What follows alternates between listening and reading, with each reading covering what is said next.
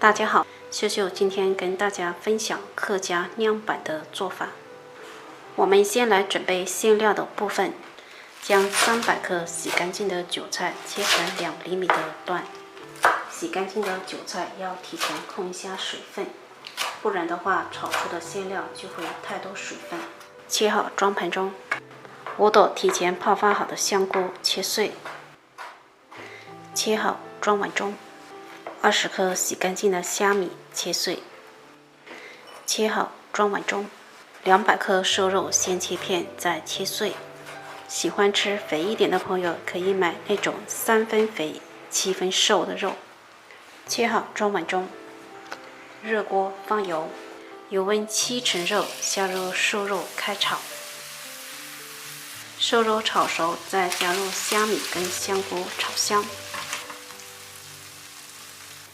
炒香后放适量的盐，少许蚝油，将它炒匀。馅料可以炒得偏咸一点，会更加的香。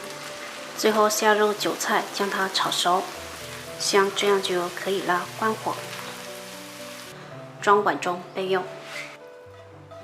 大碗中倒入500克糯米粉、100克面粉，加5克盐，用筷子先将它们搅搅匀。